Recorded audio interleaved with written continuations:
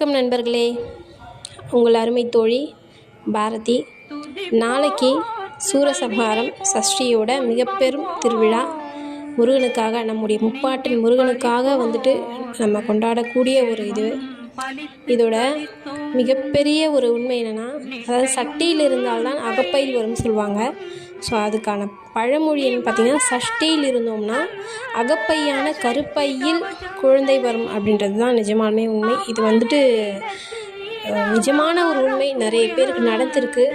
So கண்டிப்பாக follow பண்ணலாம். இது எல்லாருமே ஃபாலோ பண்ணலாம். இவங்க தான் இல்லை, எல்லாருமே ஃபாலோ பண்ணலாம்.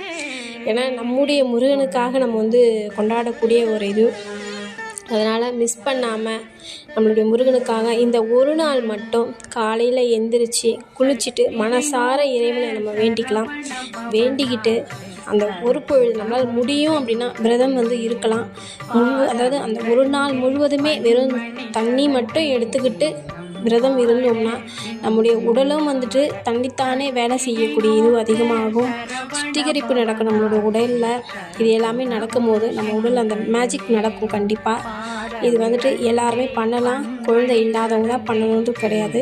எல்லாருமே இந்த விரதத்தை இருந்து நம்முடைய முருகனுடைய அருளை நம்ம வாங்கிக்கலாம், பெற்றுக்கலாம். அதுக்காக ஒரு நாள் கிடச்சிடுவானா? இல்லை. மனசார இறைவனை வேண்டுவோம்.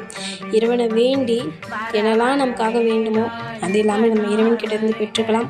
நமக்கு என்ன வேணுன்றது நம்முடைய உள் மனசு கண்டிப்பாக கேட்கும். அது கரெக்டாக தெரியும். வெளி மனசுக்கு தெரியுமானா? இல்லை. உள் மனதுக்கான தெரியும் நமக்கு என்ன வேணும், எது வேண்டாம் அப்படின்ற விஷயம். ஸோ அதை கேட்டு மனசார முருகா அப்படின்னா கூட போதும்.